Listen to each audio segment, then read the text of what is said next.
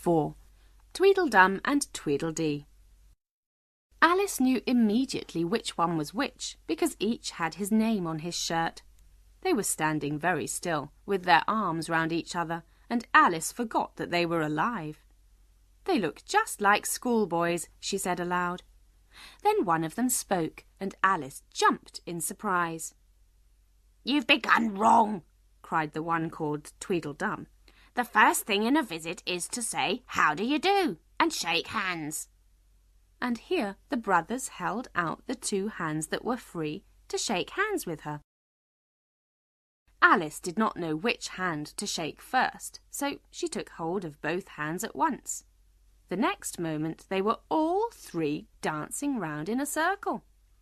This seemed very natural at the time, and Alice was not even surprised to hear music playing.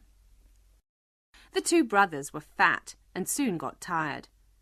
"4 times round is enough for one dance," Tweedledee said, and they stopped as suddenly as they had begun. Then they stood looking at Alice in silence. Alice did not know what to say. How do you begin a conversation with people that you have just been dancing with? She wondered. "I hope you're not too tired," she said at last. "Not at all, and thank you very much for asking," said Tweedledum. "Very kind of you," added Tweedledee.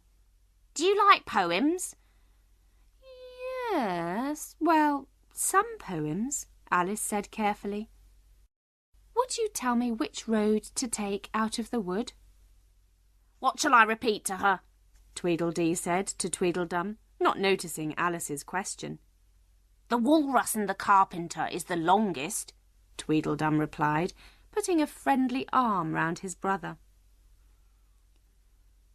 "If it's very long," Alice said politely, "would you tell me first which road—" Tweedledee smiled gently and began his poem.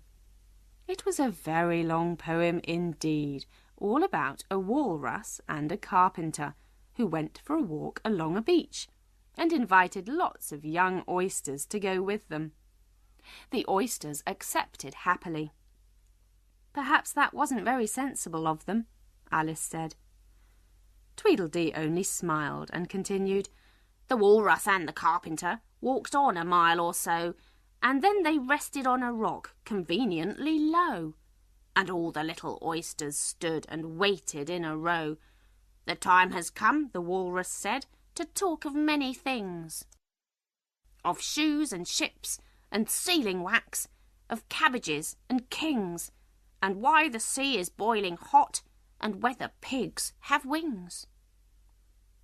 Alice waited with interest to hear about this conversation, but it never happened, because the Walrus and the Carpenter went on to eat all the oysters instead.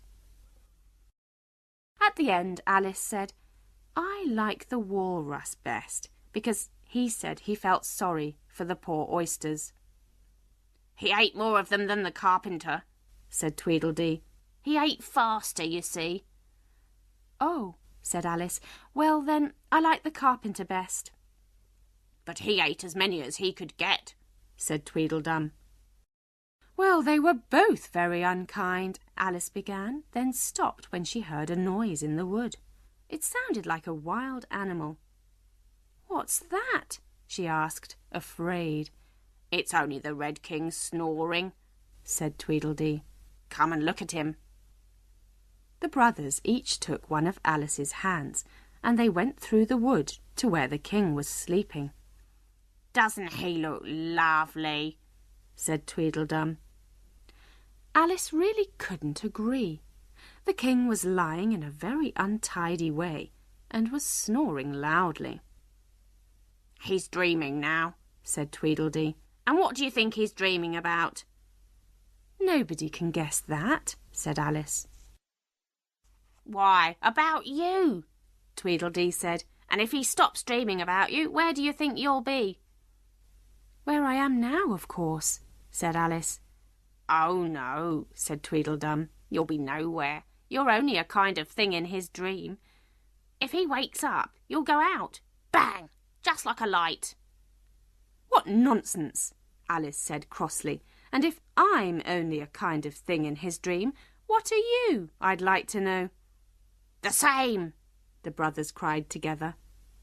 Shh! Don't make so much noise, Alice said. You'll wake him up. How can you wake him, said Tweedledum, when you're only one of the things in his dream? You know very well that you're not real. I am real, said Alice, and began to cry. I don't know why you're crying, Tweedledee said unkindly. You won't become real that way. I know they're talking nonsense, Alice thought to herself, and there really isn't anything to cry about. She gave herself a little shake, then said, I think I must find my way out of the wood now, because it's getting very dark. Do you think it's going to rain?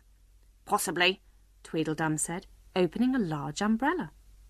It was now getting very dark indeed, and Alice thought there must be a storm coming.